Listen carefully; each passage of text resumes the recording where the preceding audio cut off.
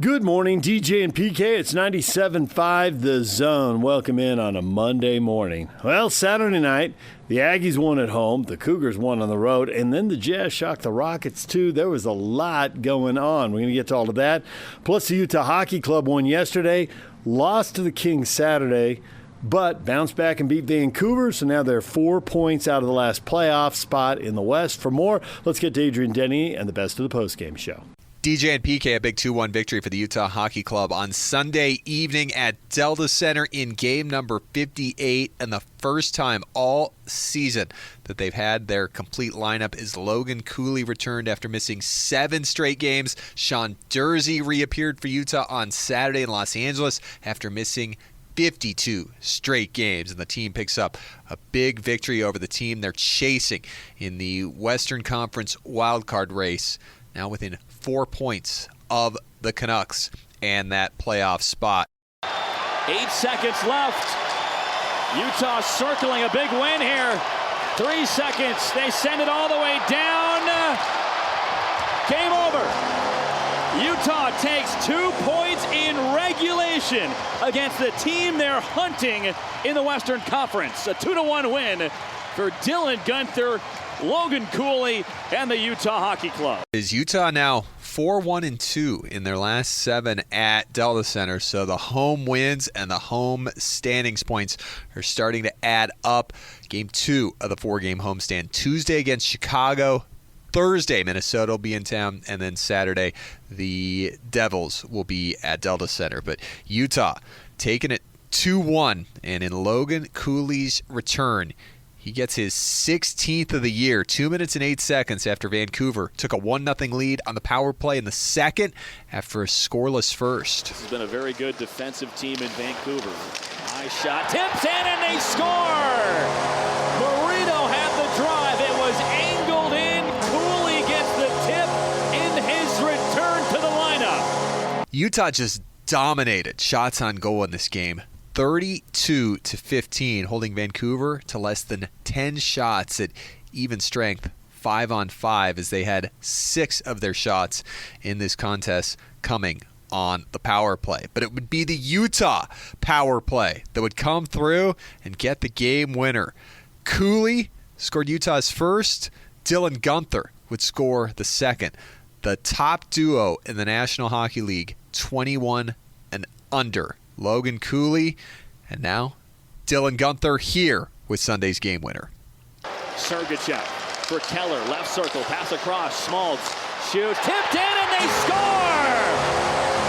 The power play comes through for Utah, and it's 2-1. Dylan Guenther knocks it in.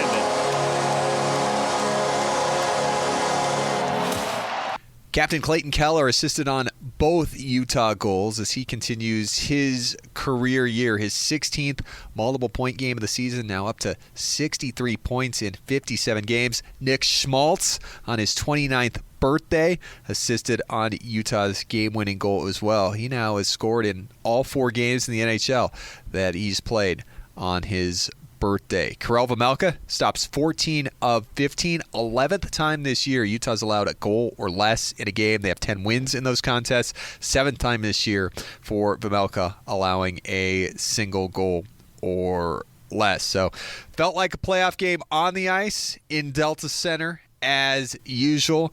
Crowd was going crazy all night long, knowing what was at stake. Utah now 2-0 on the season against Vancouver. These two teams will meet for a third and final time 2 weeks from Sunday in BC. But let's start by hearing from the kids. Logan Cooley back after missing 7 straight. He's now up to 44 points in 51 games after his 16th of the year. Rough, and then you come out and score a goal.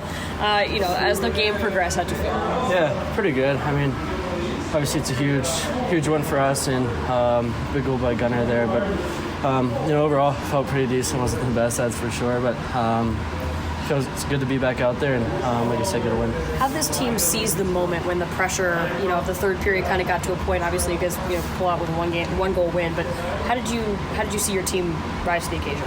Yeah, I mean, I feel like we have a lot of confident guys in this room, guys that want to be out there in big moments, and I think that's what gives us a chance to win each and every night is, guys want to win, guys want to do the right thing, and power play came up huge there, and that's what we needed for sure. How's it feel just having a fully healthy lineup? You back, Jersey back, Gunther, Marino, everyone? Yeah, it's awesome. Obviously you play so many games, it's tough to have a healthy lineup all the time, but obviously Durs has been unbelievable for us. He's such a vocal guy, he leads by example, and the team kind of rallies behind that. Bill Armstrong said that both you and Dylan Gunther are big players that come through in big moments. Obviously that's proven tonight. What's your response to a comment like that from Bill? Yeah, I appreciate it.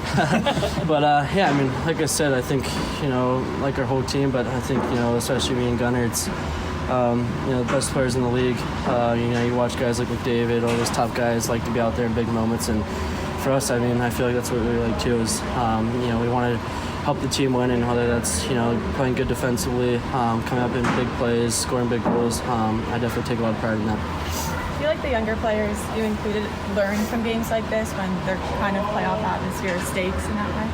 Yeah, I think, this time of year, every game kind of feels like a playoff game. Even out there, there's not a lot of time and space out there. You got to be careful with the puck decisions and little things like that. But, I think each game you definitely learn a little bit and try to build on it.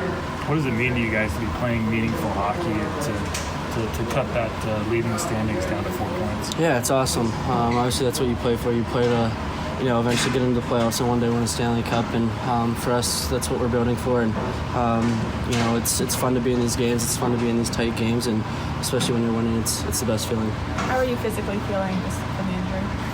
Yeah, feeling a lot better. Each and every day, you're kind of gaining more confidence in that area, and I felt pretty good tonight, and hopefully enjoy a day off tomorrow and be ready for Chicago. How do you not let your brain tentatively prevent you from doing what you know you can do with an injury or coming back from an injury like that? Yeah, I think in warm-ups you're thinking about it a little bit, and but once the puck drops, I kind of forgot about it. There's some plays where you feel it a little bit, but overall it felt really good, and you kind of just adrenaline rush, and you don't really feel anything at that point. Let us know tomorrow. I will. Yeah, thank you guys. Utah is now 14-0-1 when Dylan Gunther scores a goal. Got his 21st standing net front on the power play on Sunday. His team leading 21st goal of the year for the 21-year-old who's on a 8-year contract that starts next year for the Utah Hockey Club. He's still on his 3-year entry-level deal. We heard from him after the game, too. This was a very physical game for obvious reasons. What kind of grit did your team display in this game today? Yeah, I think just stinginess, trying to make sure that we're staying above them, and we got caught a couple times too, so got a little lucky, and we can learn from some of those plays. The importance of starting this homestand on this kind of a foot, especially in the second game of back-to-back, what does that mean for the morale of this group? Yeah, it's huge. Everyone was kind of on a back-to-back, so we were all a little tired, but just finding ways to win games, I think, builds our confidence in those tight ones, and we can just use that moving forward. Could you just take us through the game-winning possession there? Yeah, I thought the power play, we did a pretty good job on all three of the first. Just couldn't score, and then, just really nice play by Schmaltzy. I didn't even really see it, to be honest, but I was just kind of posted up there, and he made a nice pass. Do you give any credit for Hayton being on that other side of the goal, helping disrupt the Canucks defense there? Yeah, absolutely. That's a good point. I think he was screening the goalie, and the goalie can't see the pass, and he's in front, so he's a big part of that goal. What was the mindset the last 4 minutes just to shut them down when you had the 1-goal lead? Yeah, I think exactly that. I think when the goalies pulled, we've had a little bit of trouble. So that's something that we worked on over the break, and I thought that we did a pretty good job today. Bill Armstrong said that both you and Cooley are big-time players that come through in big-time moments. Obviously that was proven tonight. We're just curious what's your response to hear something like that? Yeah, I think it feels good, especially coming from the upper management. But I think we just like playing. We have fun out there, and those are the fun games you want to play in, the close divisional games where the season's not on the line, but they're big games. So I thought our team played well. One of the first times this season you guys have a fully healthy lineup. Does that energize the room at all, just to know you have reinforcements throughout the lineup? Yeah, it's super exciting. We're 60 games in. It's our first time, so I don't think that happens too much. We've been a little unlucky that way, but hopefully it stays that way and we can keep winning games. What does it say about Logan Cooley to miss a month and come back and get such a big goal and play the way that he did tonight? Yeah, huge. I mean, he's a gamer. He was working hard, over the break, over the time off, and making sure he was ready. So, just a really good player. I know you said the season wasn't on the line, but a pretty big game for the playoff picture here. Did you guys feel that? Yeah, I mean, it's a 4-point game. I think we were up down 6, and 8-4 is a big difference. So, it's a big game. We're happy with it, but tomorrow's a new game. Let's get ready for the next game. How often are you guys looking at the standings? Is this like a thing that you guys are really working towards, or is it just power on and see? I think it's more about us, but I mean, I'm looking for sure. I'm checking to see how other teams are doing, and as much as you want to say it's all about you, it's really not. I think we need a little bit of help, but do whatever we can to get the most points possible. Do you have that next Canucks game marked on your calendar? I think it's in March, but I like playing in that building too. It gets pretty loud in there, so it's always fun to play against Canadian markets and big passionate fan bases. There's obviously pressure with the race, but how much fun is it being in games like this? Not exactly playoff games, but meaningful games for your team. Yeah, it's great. I mean, this is kind of where you want to be as a player. This is why you work hard to play in moments like this. So I think it'll help us not just this year, but as we continue to get a little bit older as a team. Just getting that exposure is huge. How much different does it feel this year compared to last year at the same time of year? It's different. I wasn't up the whole year last year, so I was kind of just fighting for a spot every day. But it's exciting. I think every year since I've kind of been drafted here, we've taken a step and gotten a little bit better. And I think now we're trying to build towards making the playoffs. So just try to keep on that trend. It was a contest that was tied for 51 minutes and 59 seconds. Utah trailed 1-0 for 2 minutes and 8 seconds and led for the final 5 minutes and 53 seconds in the contest. And Utah doesn't go away when they fall behind. 9 of their last 12 wins have been in come-from-behind fashion. Let's hear from head coach Andre Cherney. We got him after this 2-1 victory over Vancouver, a Canucks team that had been 6-2-1 in their last 9, allowing less than 2 goals a game. Entertaining? Yeah? Wow. Sorry. I forgot about that. No, are you sure? Yeah. Okay. Coaches, how did you feel about the last 5 minutes of the third, team holding the lead and shutting it down? I think we did a good job. I think there's always a thing you can do a little bit better, but I like our mindset. I like our composure, our compete level, our urgency. So I like a lot of stuff.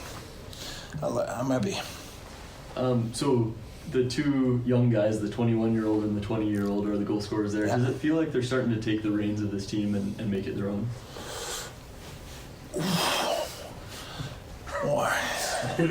Pretty good play to lead to those 2 goals by a little bit older players. So I don't see our player with their age and their back. You know what I mean? For me, at the moment you make the team, now it's what you can do. How can you help the team? In which situation you can help the team?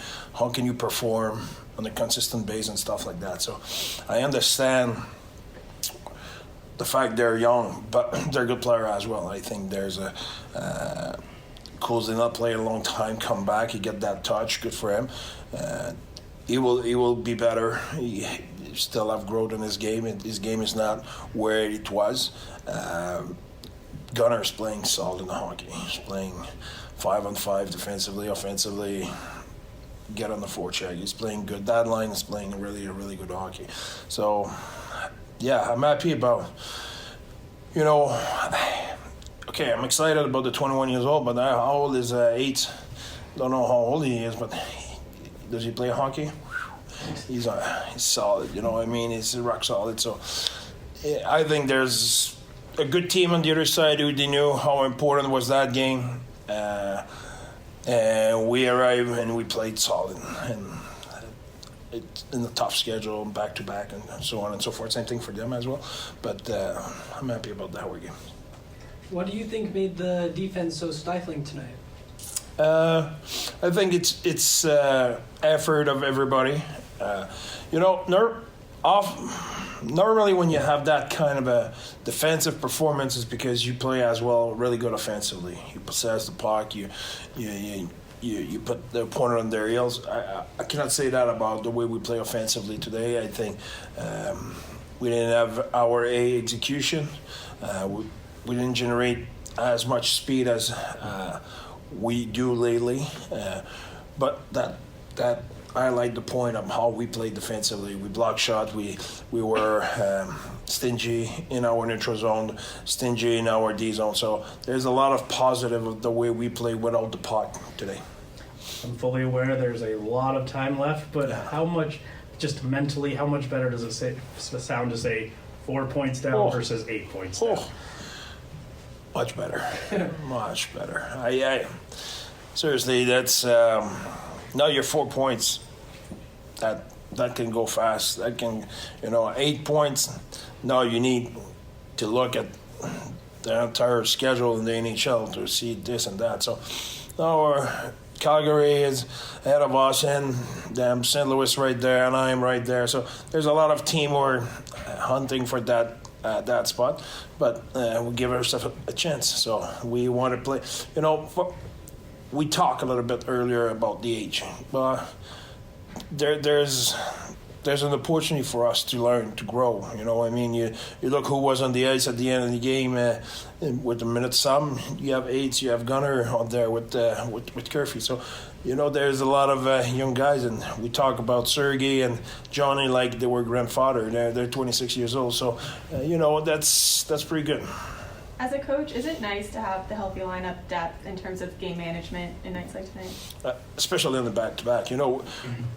Tuesday we'll play on the 3 and 4 night. So when you can, if you look Stanley's line tonight, they had moment, they had a few good looks offensively, and they were stingy defensively. That changed everything, because now you can put them there in the regular base, and they give you quality ice time. It's not just to rest the other guy. They can break the game. They can make the difference. So depth is so important.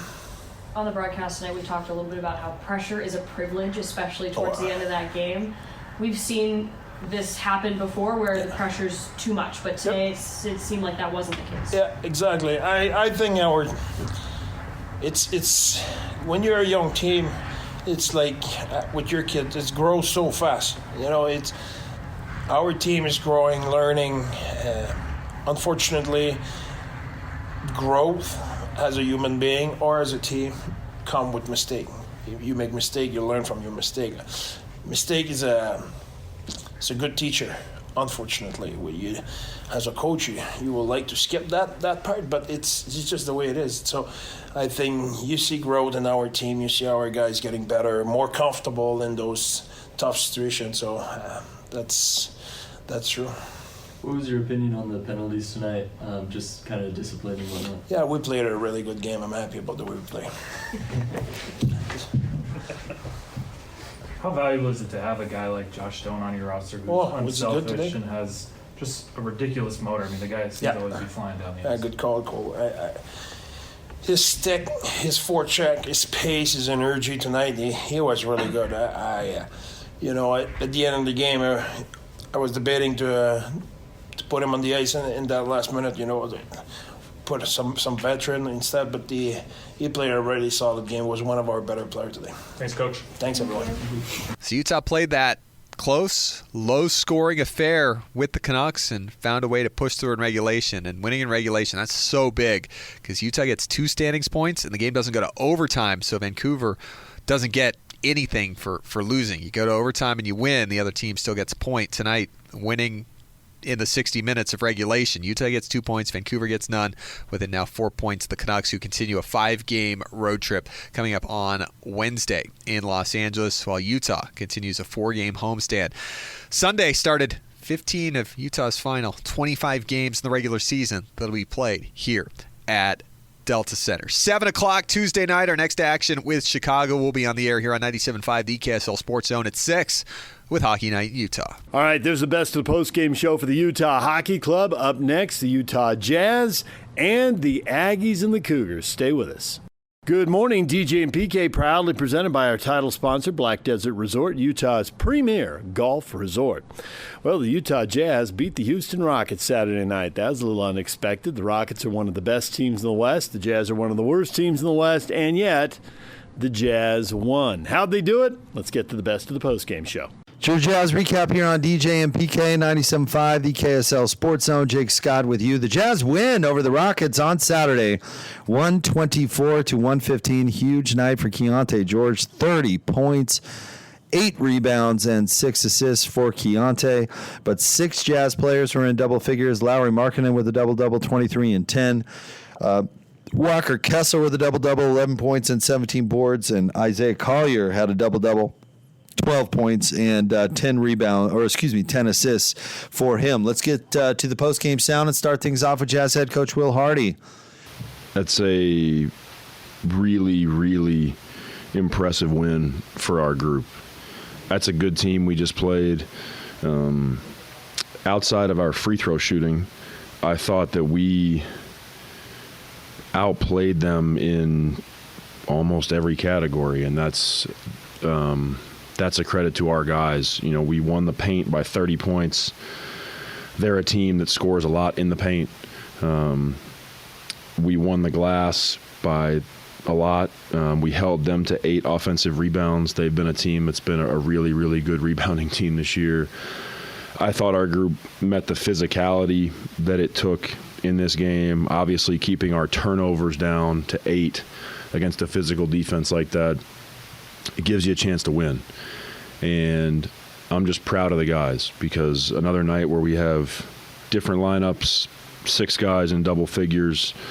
I thought a lot of people made big plays. If you look at that stretch in the fourth quarter, all the guys that are on the court, I mean, Keontae obviously had an exceptional game, but I thought Zay made some big plays. I thought Cody had some really, really good moments. I thought his defense on Jalen Green in the fourth quarter was good. I thought, that drive he had middle to get the layup was a big play for us. I thought Flip was solid. Walker controlled the backboard for the majority of the game. Guys like KJ who are new, like his physicality and athleticism really stood out tonight. I mean, I could go through every guy, but that's the second night of a back-to-back after losing last night, to come out and play the way they did, it just shows the character of the people in the locker room. I thought our fans were great tonight. It's amazing the support that we get night to night, and I think our guys feel that. I think they know and we know that the fans are in it with us, and was happy to get the win for them. So I want the guys to enjoy a day off tomorrow, and we'll be back to work on Monday.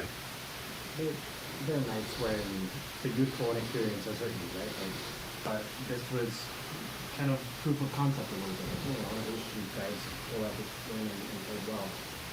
As you and the coach, are those nights gratifying? Are they kind of, what are your emotions when it does come together on a night like this, and does it give you hope for the future? Of course. The petty part of me is my first reaction is told you so. To everybody who talks shit all year.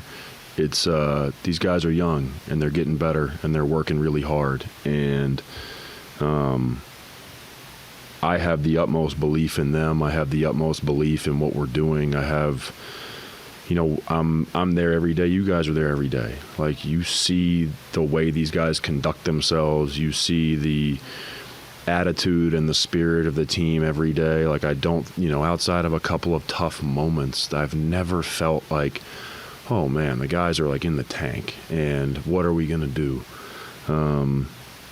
But yeah, it is gratifying because I want that for them.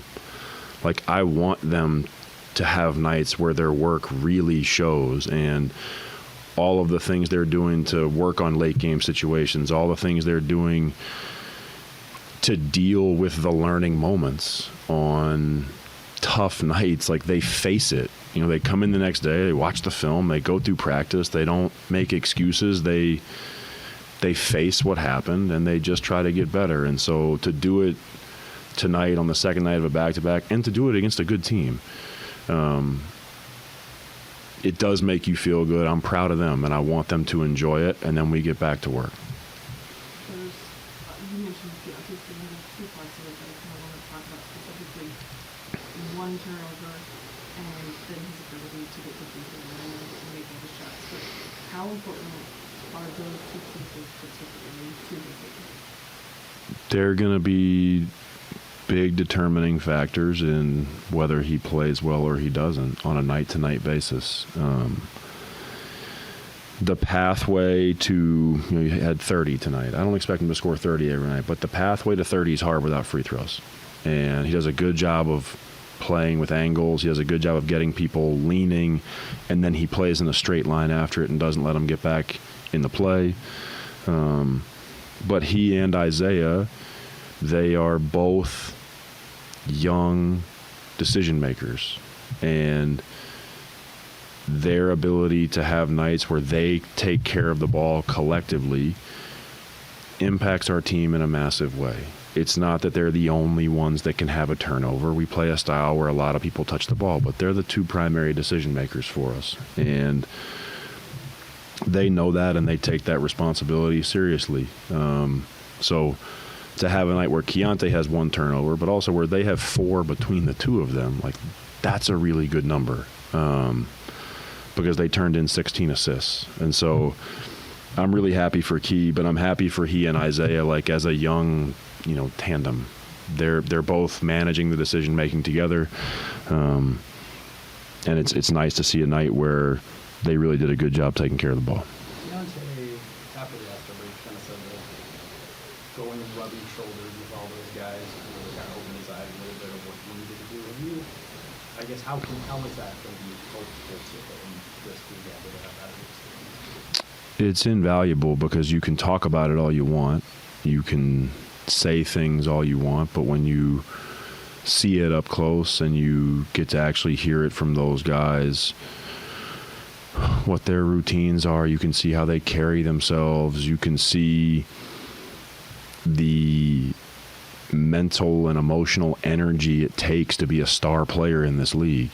It's not for the faint of heart.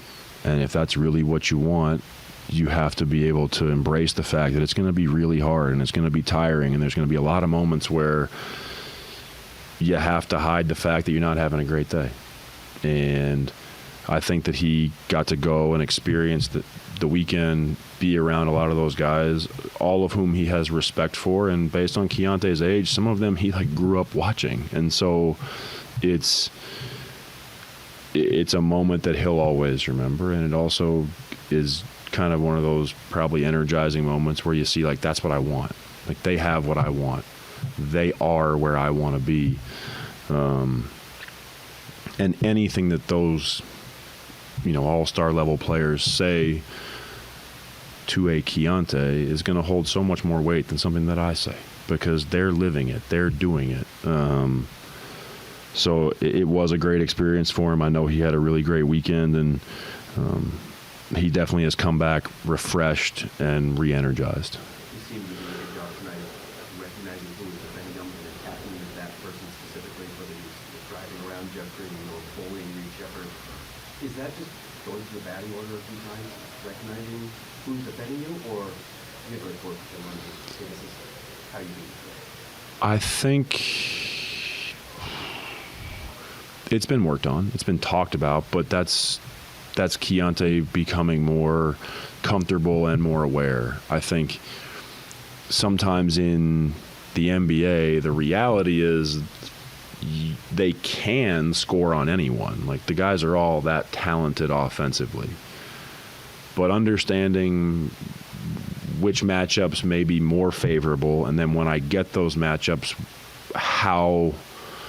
what is my advantage? Like you're saying, maybe versus Jeff Green, his advantage is the speed. Versus Reed Shepherd, the advantage may be his physicality. But you could go through any player and you say, who am I, who are they, and you assess those things. And I think Keontae is getting better. That's a part of decision making. Because there's also the moments where you have to have the humility to say, I have a matchup where I think I could score, but he has a better matchup, and I've got to get the ball over there. And that's that's when you're really, I mean, I use the phrase with you guys a lot, thinking as a group. Like, that's when you're really thinking as a group about where is the best matchup for us to get the highest quality look for our team.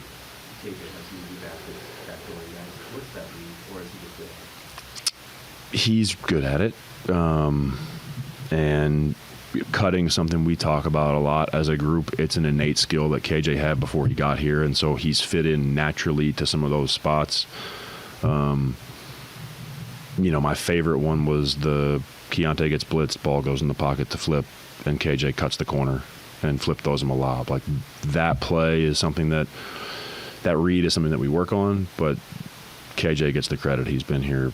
I don't think we've talked about that read since he's been here. We don't talk about every read every day. So that is Jazz head coach Will Hardy. Let's move on to the players and hear from KJ Martin. I mean, last game, just the altitude and everything. I was just trying to run myself back into, game shape. So did that last night. And this game I felt like perfect, like rhythm-wise. Obviously shots are going to fall. I wish I would have, hit more threes. But just me being able to go out and get up and down the floor and, like you said, just fly around, it felt good. Did you get a good sense, I feel like, especially in the fourth quarter, just how this team can run, everyone checking in, keeping that momentum going? What was that like? Yeah, no, that was like the first thing I noticed yesterday. Like, everyone was playing super fast. The pass, obviously in Philly, like, we played fast, but obviously it was like a lot of half-court stuff because Joel. And then my stint with the Clippers, like PG and Kawhi, a lot of stuff was at half-court also. And then when I played in Houston, we played fast. So, it feels good to, have a group of guys that like to get the ball up the floor, pass the ball ahead, because that benefits me a lot. Cutting and getting some of those backdoor lobs, playing off a playmaking big like Flip? I've been doing that since I was in high school, so it was just natural reaction at this point. I mean, I just try to read the defense, and whatever they give me, I go do it. So Flip said I like throwing lobs. I'm like, all right, well, if they trap you and you roll and the guy pulls in, I'm cutting it every time and just literally throw it by the hoop and I'll get it.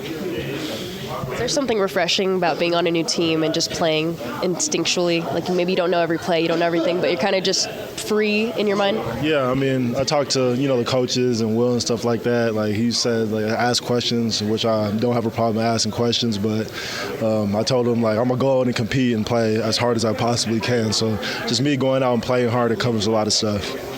That's KJ Martin. He got this start, 11 points in 29 minutes for him. Let's now hear from Johnny Juzang. Competitive spirit and togetherness. We spend so much time together, and honestly, we have a lot of fun working hard and getting better and just focus on developing. So it's fun. The young guys were out there, and just so much competitive spirit and just playing together, so that's a lot of fun. What did you enjoy about tonight's game, just the way you were able to impact either, whether it was defensively, making reads on fast breaks, just kind of getting into rhythm with it? Yeah.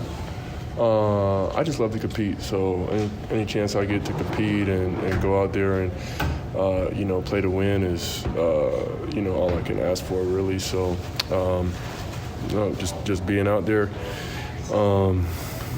it's a blessing. I love it more than anything in the world. So it's a lot of fun. And then also, you had told us KJ was a high flyer, but seeing him tonight, oh my goodness, all over, just dunking. I mean, you already told us, but what was that like to see that? Yeah, the second one was ridiculous. I've been seeing KJ jump, though, since high school, really, middle school, high school.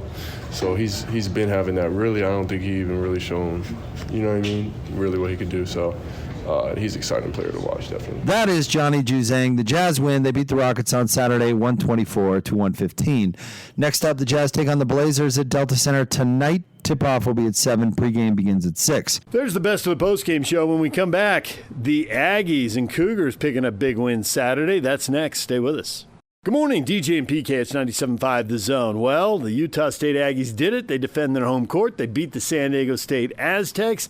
A nice win. Here's Jared Calhoun, Utah State head coach, after the victory. Coach, there's so many great storylines in this game. Dexter Akano, Dayton Albury.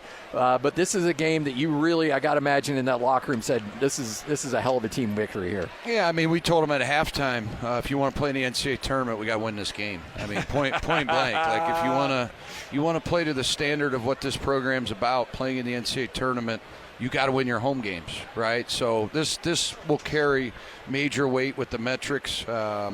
And really proud of our guys. We could have gave up. I had to chew into them twice about playing defense late in that game because Boyd was unstoppable there for a while. But I give our guys a lot of credit. Yeah, you talk about Boyd. He took the game over for about a 3-minute stretch. We were talking about the timeout. Stu called it a kill. 3 stops in a row. Got to get a kill. Can't remember at the 2.5-minute mark. And JC and I were like, man, you got to get a kill. And you do. You go 3 stops in a row. Talk about those possessions. Help. It felt like everyone was helping on the ball at that time. Yeah, we tried to get into different pick and roll coverage because Boyd's so good at getting to his left. We were so late in our drop coverage. We were too far back. Then we went ice, and I thought that worked a little bit better. But you just get to a point where when a guy's scoring like that, you got to say enough's enough. Yeah. You got to keep your chest on his. I thought we did a good enough job on our inch out. Some of those passes were high, and the sense of urgency picked up. You look at a guy like Dayton Alberry who came into this game, his last 3 games, he was 4 of 11 from the free throw line, and he ends up going 12 of 13. Those are, for a guy that's been 62% on the year, the biggest game of the year so far, and he steps up and hits it like that. And if you come up here at night between 8 and 10, he's in here shooting free throws, Scotty. So him and Mason work very, very hard. And Dex is a morning guy, so Dex is in here shooting in the morning. It's amazing, JC, the guys at work end up making the shots, right? And you're the all-time leading scorer, so you would understand what hard work means. Yeah, it's crazy how those things translate, little extra reps and stuff like that. I get asked a lot of times by a lot of parents, a lot of young people, hey, how do my kids get better at shooting free throws? It's time in the gym, repetition, and awesome to see the results of that hard work for Alberry. And then, Akano, talk about him a little bit. 9 for 12, 7 for 9 from 3. Like he was your offensive spurt there for much of the game. You know what he is, JC? He's just a guy that's he just does everything right, man. He's like a guy that you would love for your daughters to marry. He's like in that false love mode where he brings it every day. He doesn't have many bad days. He's a morning guy. His mom, Mercy, is wonderful. I hope she's here. Raised him, single mom. She's a nurse.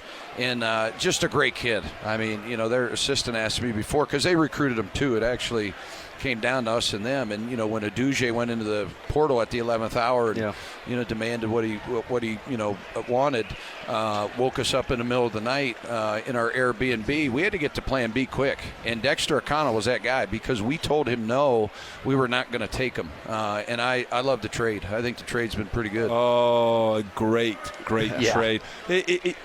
Dexter traditionally has been, hey, spot up, open shooting.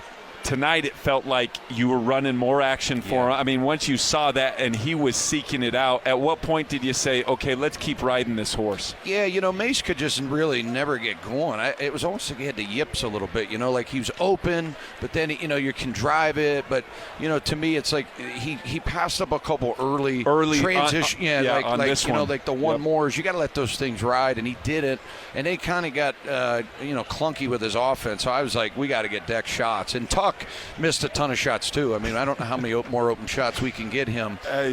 He's wide open every possession. Huevos on your part, end of the first half to run the wheel play for him. Yeah. But then what was great, and you love to see it for the kid, is Drake in transition, passing ahead, and then knocking it down. That was a big shot. Yeah, I thought we should have been up 12 or 14. I mean, like we scored 79. We should have had 90. And on these guys, that's incredible because they guard. Yeah, we talked about those guys. We kind of skipped over Ian Martinez, who ends up having a great game. 18 points, 4 for 9, 3 for 6 from 3, 7 for 7 from the line. Like ends up 3 assists, 4 rebounds. Ends up having a really great game. Made some big shots, big transition. You guys ran a little pin down for him where he came off and hit a big 3 with a guy in his face. Yeah, you're 100% right, JC. It's like we just expect that from him. I hate to say that anymore, but he gets 17, 18 a night. He first time in his career he's ever been a positive assist to turnover ratio guy. I'm really proud of him of that. I thought he rebounded well.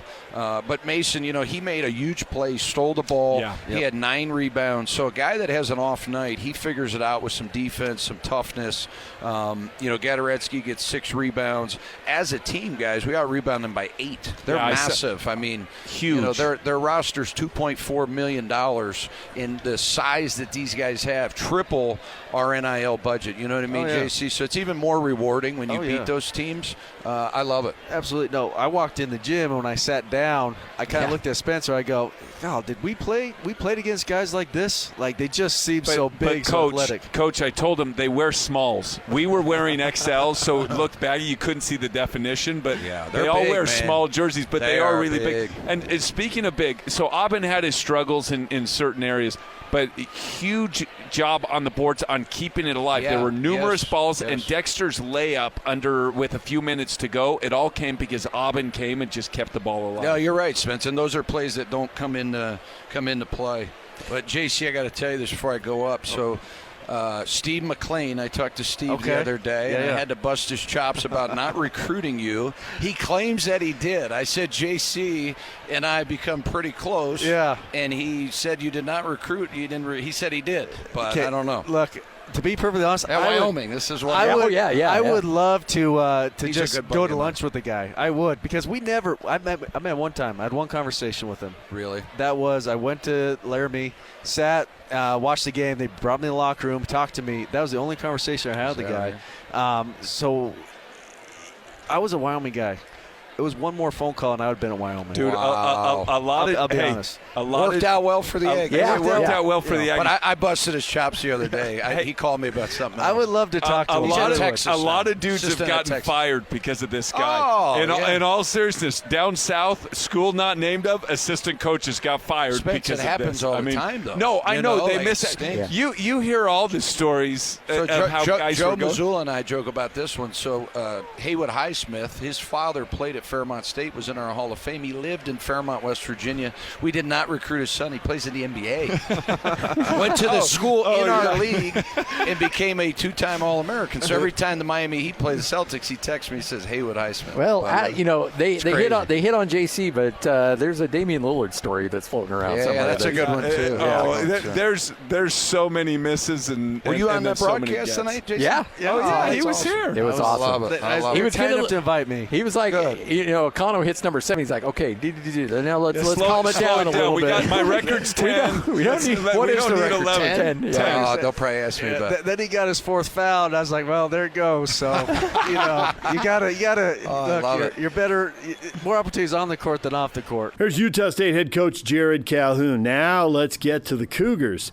They pick up the win at Arizona. Big win over a really good team. That is a great win for the Cougars. Later this morning, we can talk about whether the call was good or not. Well, whatever. They got it. They made the free throws. They won the game. Here's more with Kevin Young, the head coach, Richie Saunders, and Cannon Catchings as well. Hats off to Arizona. It's a heck of a basketball game. They're really good. Tommy's a really good coach, as I've learned this landscape. He knows what he's doing. He's very sharp. And they're a good team, and Caleb's he's a gamer. And he made plays when they needed him to. Luckily, we were able to make enough of our own. Richie was incredible, make those 2 huge free throws. But, in a game like that, it was just felt like whoever was going to kind of get the last stop was going to win. And, we did some things better in the second half, particularly less turnovers. As physical as they are, for us to go +4 on second chance points when we're undersized against their size, I thought that just really spoke to our toughness in that game, and that's ultimately what won it, was just sheer toughness. So with that, I'll open it up.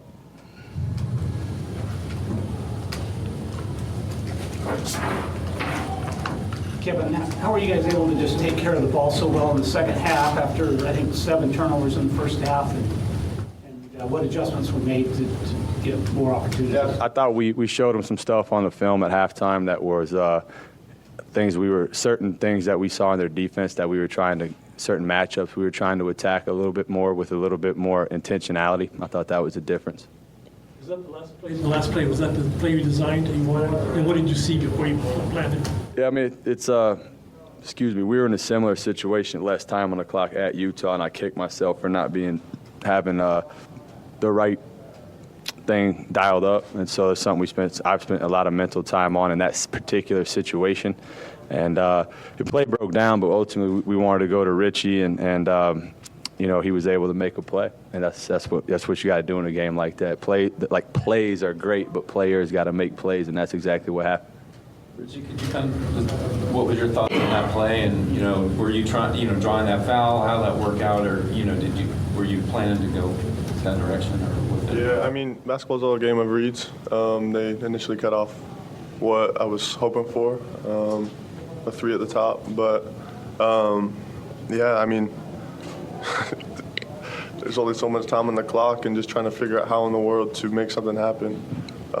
Luckily, he bit a little bit on a shot fake, and was fortunate enough to get to the line. When the foul was called and you just missed a free throw previously, what was going through your mind to be able to make those two and finish the game with a win? Yeah, I've practiced that. Since I was a little kid in the church gym, like that's what I practiced. And you practice and you hope for moments like that, right? Where you can just step up and shoot those free throws. It's so loud and everything's on the line. Like that's why you play basketball. Kevin, can you kind of explain what this win means to your program and especially you in your first year? And just so much respect for good programs and good coaches, as I've learned, how hard it is to win in college basketball, particularly on the road, especially a place here. I was watching a game before our game back in the locker room, and they had a stat, and it was Arizona's home record over 50-some-odd games, and didn't give me a lot of good feelings when I saw what the record was. So to be able to win in this environment was huge. But, my message to our group is, whatever the next challenge in front of us, we're trying to attack it, whether that's practice, whether that's shoot around, whether it's a game. I know that sounds cliche, but that's really been the recipe for us, is to not, look any farther than what we have to do at that moment. And today, these guys were the challenge at hand, and we came in and took care of business. What happened in the handshake line? It looked like number 5 was pretty out of control. 5 for whose team? Your team. Not sure. Honestly, I'd have to see it on the film. Like, there's a lot going on in that. I think it's at the end of the day, I think it's just two really competitive groups in a hostile environment, and sometimes that happens. But we're not trying to start anything. So I'll have to just see what happened on the film and address it with our team. Cameron, a lot of people are going to talk about Richie's free throws, but your contribution was pretty good after. I don't think you scored last game, right? And come out here and how are you able to do that? Just having next game, next play mentality, really. You can't dwell on what happens in the past. All you can do is change what's going to happen in the future. So. You've had a couple games where it seems like you can't really miss. You just are super efficient. Do you know going into games like that you're going to have a night like that, or does it just kind of happen? I'd say after about second shot, maybe, yeah. I'll chime in on that real quickly.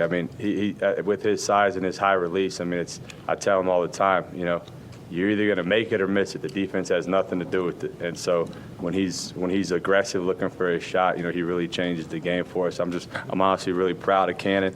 His road's been up and down, and I quite frankly have given him a short leash of late, and he's been able to accept it and show up and continue to work. And I've said this from day one with Cannon, when he's playing at that type of level, our ceiling is a lot different.